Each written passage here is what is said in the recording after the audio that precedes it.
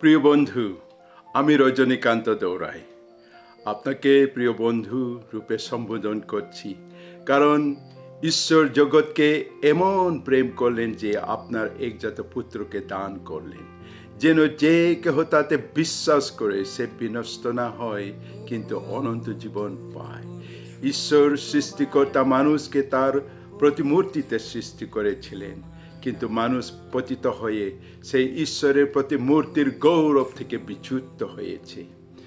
বাইবেলে লেখা আছে, আমরা সকলেই পাপ করেছি এবং ঈশ্বরের গৌরববিহীন হয়েছি। কিন্তু যীশু খ্রিস্ট জগতে এসে, ঈশ্বরের পুত্র যীশু খ্রিস্ট আমাদের সমস্ত পাপের শাস্তি তিনি বয়ে নিয়ে সেই ক্রুশারোপিত হয়েছিলেন এবং তৃতীয় দিনে আবার পুনরুত্থিত হলেন।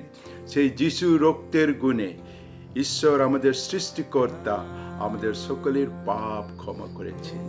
সুতরাং যে কেহ তাতে বিশ্বাস করে তার অনন্ত জীবন হয়ে গেছে।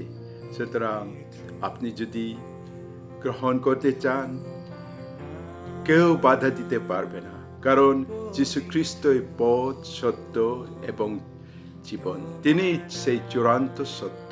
এখন আমরা সকলেই এই সত্যের, যীশু খ্রিস্টের সম্মুখীন হয়েছি এবং এই সত্যকে আমরা গ্রহণ করব কি করব না, সেটা আমাদের ব্যক্তিগত সিদ্ধান্তের উপর নির্ভর করছে।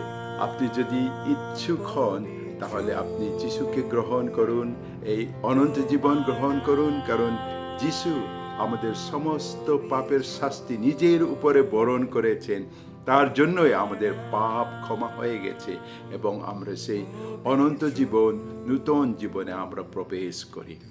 আপনি যদি ইচ্ছুক হন, তাহলে আপনি এই প্রার্থনা করতে পারেন, আমার সঙ্গে বলতে পারেন, প্রভু যিশু, আমি স্বীকার করি আমি পাপী, আর আমার পাপের জন্য আমি দায়ী।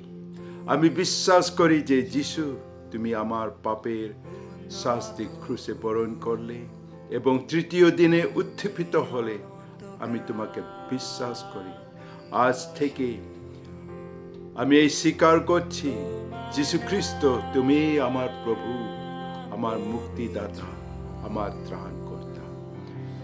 তুমি যে জীবন আমাকে দান করেছ, সেই জীবন যাপন করার জন্য আমি আমার জীবন তোমার কাছে সমর্পণ করি।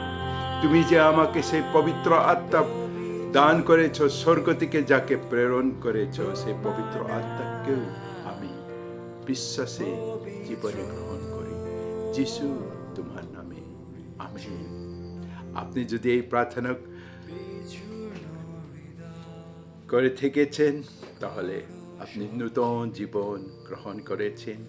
বাইবেল পড়বেন, পাশে কোনো যারা খ্রিস্টান ভাই বোনেরা আছে তাদের সঙ্গে যোগাযোগ করবেন, কারণ এই জীবনটা হলো অনন্ত জীবন, যে ঈশ্বর খ্রিস্ট যিশুতে আপনাকে দান করেছেন। আপনি ঈশ্বরের আশীর্বাদ